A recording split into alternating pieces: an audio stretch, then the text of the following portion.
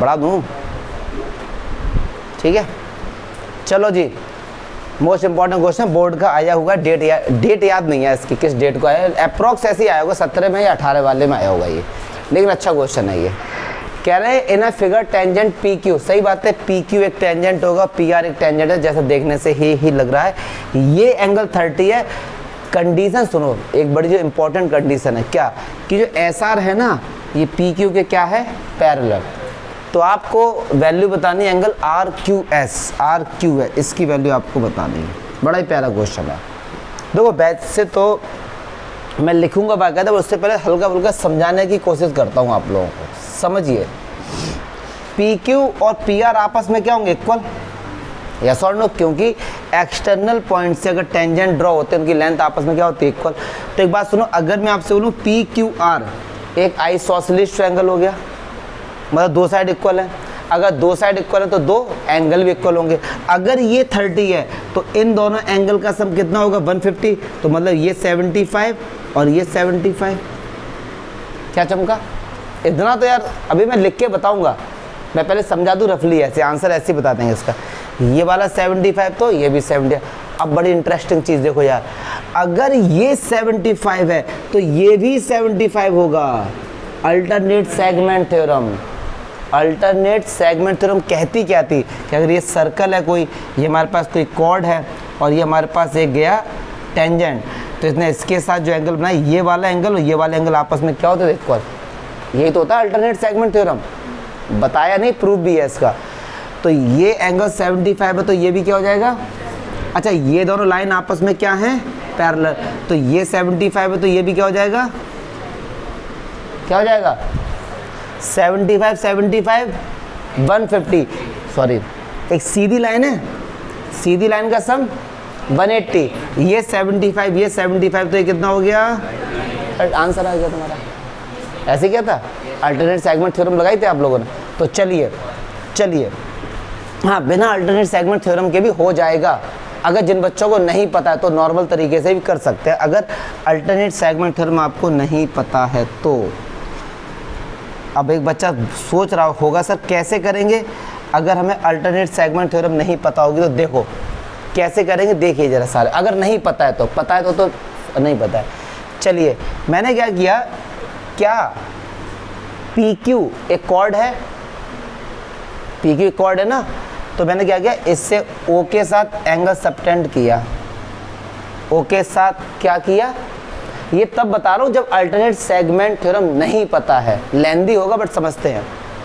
एक बात सुनो, ये सेंटर से पॉइंट ऑफ कांटेक्ट को मिलाया तो पूरा एंगल कितना 90, ये 75 है तो इतना 15, ये 75 है तो इतना 15, यस और नो, ये 15 है ये 15 है तो ये कितना हो गया 150। ट्रायंगल के तीनों एंगल का सम 180।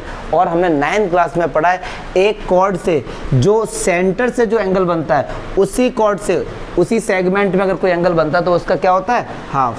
तो ये कितना हो गया, हाफ। ऐसे कर लो अगर अल्टरनेट सेगमेंट थ्योरम नहीं पता है। और ये 75 है तो ये क्या हो जाएगा, ठीक है। चलो लिखने वाला चक्कर आपको हम समझा देते हैं, लिखेंगे कैसे, वैसे समझ जाओ, अच्छा क्वेश्चन था ये। चलो जी अब देखिए कैसे करेंगे। In a triangle P Q R, in a triangle P Q R, angle R is equal to angle Q. सही बात है, क्योंकि जो साइड इक्वल होती है उनके अपोजिट एंगल क्या होते हैं, तो यहाँ पे लिख दो अपोजिट एंगल्स आर अपोजिट।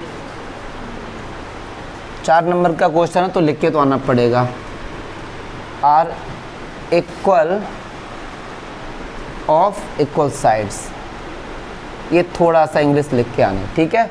चलिए तो ट्रायंगल के तीनों एंगल का सम कितना होता है 180, तो angle P plus angle Q plus angle R is equal to 180। Angle P 30 है, ये मान लो x है, ये भी x है, तो 180 x और x 2x बराबर 150, तो x बराबर 75। तो ये एंगल कितना हो गया 75, ये भी कितना हो गया 75। तो अगर मैं लिखूंगा यहाँ पे जो एंगल Q है और जो एंगल S है ये दोनों आपस में क्या होंगे, बराबर। कैसे पता, अल्टरनेट सेगमेंट थ्योरम। और आपको एक चीज़ बताऊं, अगर टीचर जब भी ऐसे क्वेश्चन चेक करने बैठता है, उसने देखा कि बच्चे ने अगर अल्टरनेट सेगमेंट थ्योरम लिख दिया है तो बच्चे को पता है, फिर वो आंसर देगा और सीधे सही का टिक करेगा। कॉपी चेक के कुछ ट्रिक्स होती हैं, ऐसा नहीं कि वो एक एक कंसेप्ट को आपका चेक करते हैं। टीचर को पता है कि बच्चे ने अगर इतना नाम लिखा तो उसको नॉलेज है, आंसर चेक किया, मार्क्स मिल गए। वो ज़्यादा दिल पे लेके कॉपी चेक नहीं करते हैं। तो ये कितना हो गया भैया 75। अगर ये 75 है तो ये भी कितना हो जाएगा, कैसे पता, अल्टरनेट से, अल्टरनेट एंगल से। तो हम यहाँ लिखें एंगल एस, इसका नाम दे दो, सपोज मान लो एंगल 2 दे दो, एंगल 1 दे दो। Angle S is equal to angle 1 equal to 75 degree. कैसे पता, अल्टरनेट एंगल। यस और नो? अगर अल्टरनेट एंगल से ये 75 हो गया तो इन तीनों एंगल का सम कितना होगा, 180। एंगल 1 इस एंगल को दे दो एंगल 2 मान लो, प्लस एंगल 2 और ये 75, इसका सम कितना होगा 180। Angle on straight line, angle on straight line, ऐसे लिख दिया मैंने स्ट्रेट लाइन को, श्रीलंका नहीं है, एंगल ऑन स्ट्रेट लाइन। तो एंगल 1 है 75, एंगल 2 पता नहीं, ये 75, तो एंगल 2 कितना हो गया 180 माइनस 150। ठीक है, अच्छा क्वेश्चन था ये भी।